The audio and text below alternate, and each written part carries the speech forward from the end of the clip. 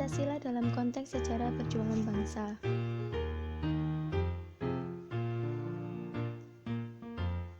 Pancasila sebagai kristalisasi nilai-nilai bangsa. Pancasila adalah nilai-nilai dan pandangan dunia yang telah terpendam lama di dalam sanubari bangsa Indonesia. Pancasila dalam pengertian definitifnya adalah saripati nilai-nilai bangsa Indonesia yang terkristalisasi dan yang telah digali oleh para pendiri bangsa ini, serta telah tereksplisitisasi dan terumuskan dalam rumusan-rumusan besar yang tertuang dalam sila-sila yang kita kenal dengan Pancasila tersebut.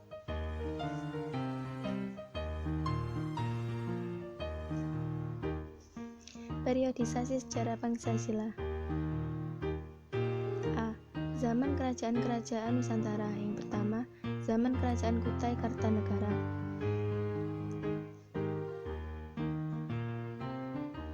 Pada zaman Kerajaan Kutai Kartanegara, misalnya, kita telah mengenal dan menemukan nilai-nilai seperti nilai sosial politik dan ketuhanan dalam bentuk kerajaan, kenduri, dan sedekah pada para brahmana.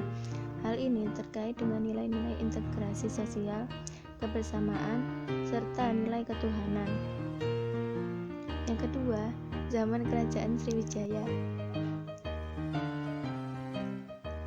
Perkembangan sosial dalam Kerajaan Sriwijaya juga telah mengenalkan nilai-nilai maupun pandangan-pandangan tentang dasar kedaulatan, yakni kerajaan. Nilai-nilai ini mengeksplisitkan serta memberi bahan-bahan material terhadap nilai-nilai Pancasila, seperti nilai persatuan yang tidak terpisahkan dengan nilai ketuhanan.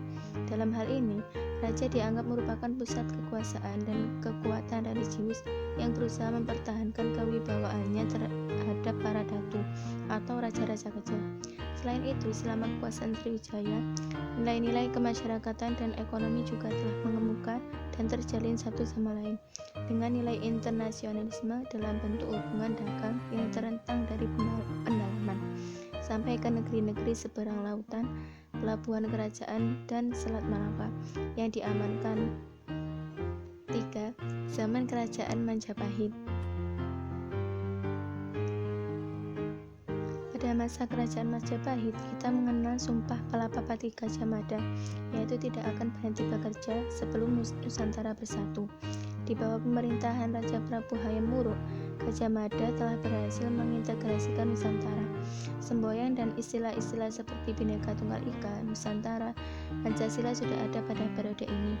3 istilah ini konon telah terdapat dan termuat dalam Kekawin Nagarakertagama, karangan Empu Prampaca, dan buku Sutasoma, karangan Empu Tantular.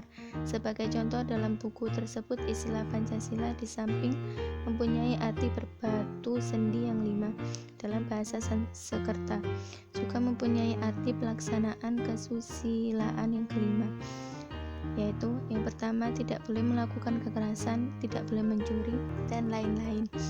Yang keempat,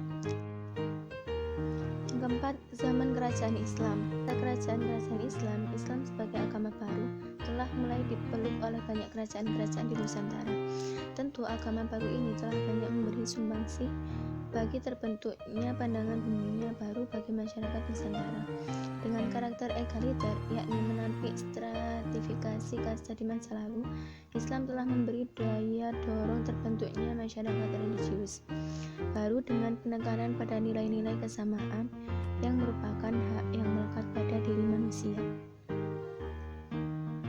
Konsep kesatuan umat juga telah menyorongkan konsep baru bernama persatuan. Dengan kesamaan identitas agama mereka, kerajaan-kerajaan di Nusantara seperti Kerajaan Samudra Pasai di Sumatera, Kesultanan Islam Aceh, Kerajaan Demak, Kerajaan Bajang, Kesultanan Mataram, Kerajaan Banten, Kerajaan Ternate, dan lain-lain. Yang B. Zaman penjajahan. Runtuhnya Majapahit diikuti dengan perkembangan 2 kerajaan-kerajaan Islam seperti Demak, dan mulailah kedatangan orang-orang Eropa ke Nusantara. 3. Portugis awalnya mencari rempah-rempah dan melakukan perdagangan. 4. Abad Belanda datang ke Indonesia untuk menghindari persaingan dalam perdagangan. 5. VOC mulai menerangkan sistem paksaan-paksaan sehingga rakyat Indonesia pun melawan atas dasar cinta tanah air. 6. Banyak pejuang yang gugur karena belum ada persatuan dan kesatuan dalam perlawanan-perlawanan tersebut. 6. Sampai akhirnya Belanda menerapkan sistem tanam paksa sehingga rakyat pun semakin menderita.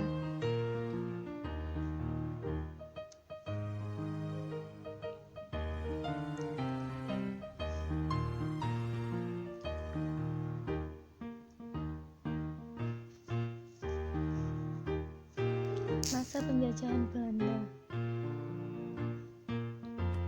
Menurut hukum internasional, suatu wilayah yang diduduki sebelum statusnya tidak berubah ini berarti bahwa Hindia Belanda yang diduduki oleh bala tentara Jepang masih merupakan bagian dari kerajaan Belanda.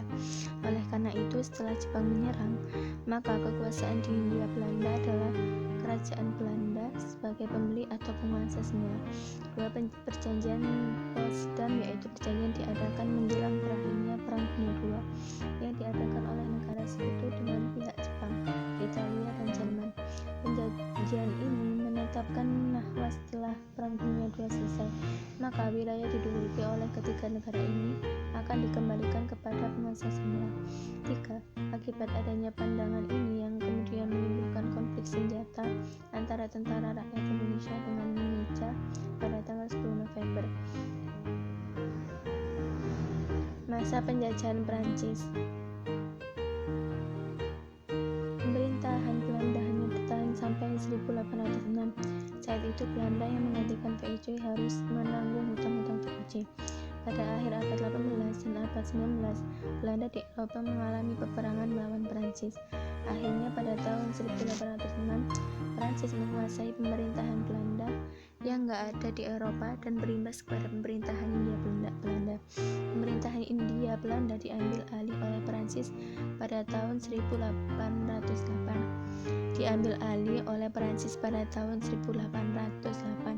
Herman Willem Daendels diutus oleh Lodewijk Napoleon untuk menjadi gubernur yang menjabat di Batavia dengan tugas utama yaitu mempertahankan Pulau Jawa dari serangan Inggris.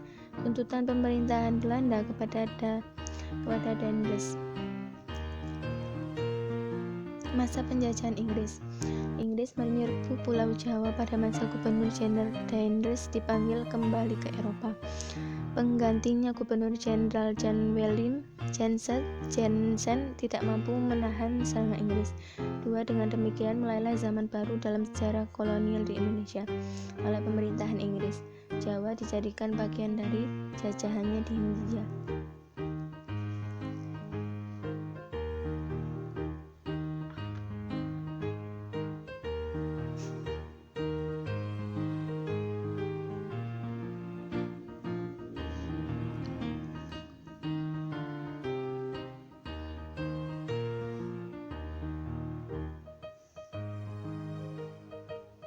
Masa penjajahan Jepang. Setelah Jepang masuk ke Indonesia tahun 1942, propaganda 3A Jepang yaitu Jepang Pelindung Asia, Cahaya Asia, dan Pemimpin Asia berkaitan dengan keinginan Jepang untuk menguasai Indonesia. Jepang menjanjikan Indonesia merdeka di kelak kemudian hari. Untuk mendapatkan dukungan dari bangsa Indonesia, Jepang membentuk BPUPKI, yaitu Badan Penyelidik Usaha-Usaha Kemerdekaan Indonesia.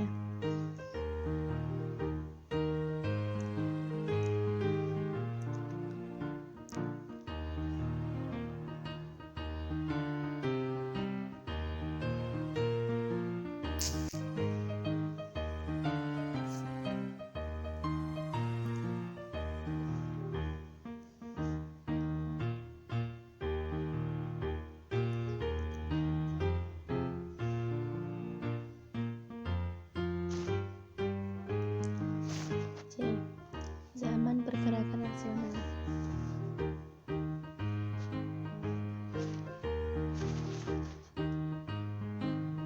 Yang pertama, Perhimpunan Indonesia atau PI Belanda mencita-citakan Indonesia merdeka dengan prinsip persatuan nasional, solidaritas, non-kooperasi, dan kemandirian.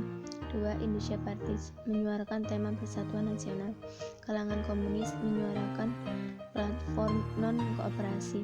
Organisasi Syarikat Islam menyuarakan kemandirian, dan masih banyak lagi. 3. Tan Malaka menulis Nada Republik Indonesia menuju Republik Indonesia Merdeka. Cokroaminoto, pemimpin Syarikat Islam, mengkonsepsikan sintesis antara Islam, sosialisme, dan demokrasi. 4. Soekarno dalam majalah Indonesia Maida telah menulis esai berjudul Yang D. Zaman Kemerdekaan.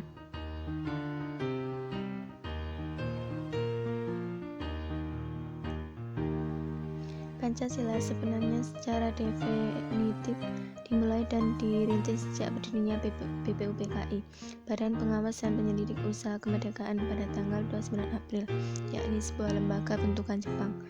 2. Sidang BPUPKI kedua, yakni tanggal 10-16 Juli 1945. Dalam sidang kedua ini, beberapa anggota menyampaikan keberatan, terutama pencantuman 7 kata. Menurut mereka, pencantuman tersebut dapat menimbulkan benih-benih pengutamaan agama tertentu, yaitu Islam.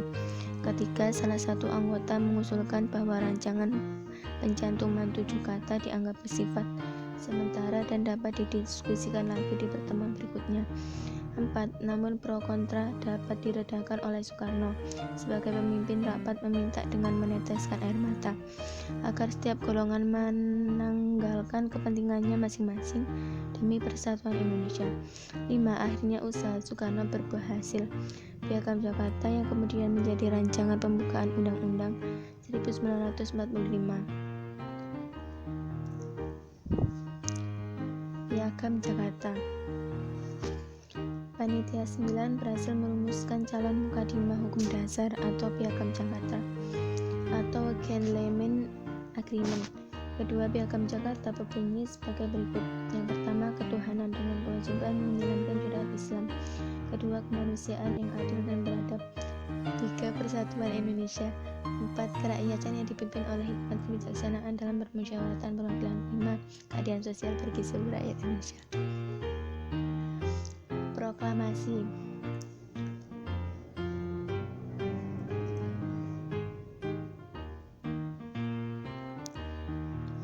Usulan-usulan untuk merumuskan dasar negara.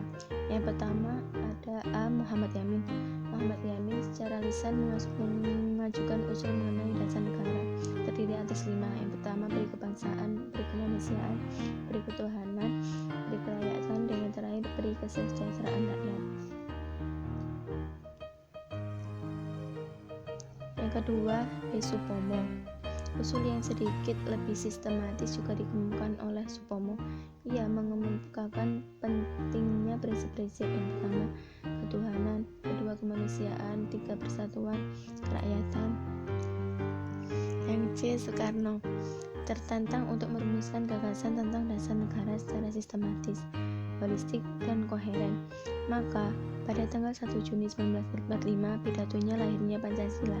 I.R. Soekarno berusaha menjawab permintaan akan dasar negara.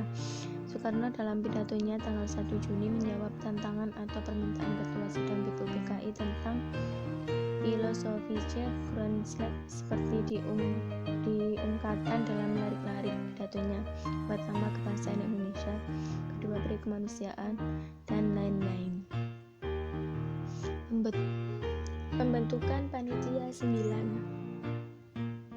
Untuk mempertimbangkan usul tersebut, BPUPKI tanggal 1 Juni 1945 membentuk Panitia 8 yang anggotanya yaitu Panitia 8. Yang pertama, I.R. Soekarno sebagai ketua, kedua, Ki Bagus Hadikusumo, ketiga, Ki Haji Wahid Hasyim, keempat, M.R. Muhammad Yamin, kelima, M. Sutarjo Karto Hadikusumo, keenam, Mr. A.A. Maramis, ketujuh, R. Oto Iskandar Dinata, ke-8, Dr. Andes Muhammad Hatta. Usulan-usulan Indonesia yang merdeka selekas-lekasnya.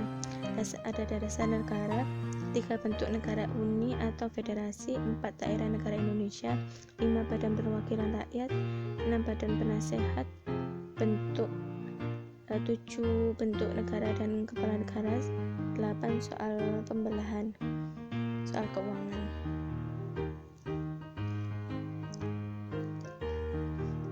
Zaman reformasi hingga sekarang.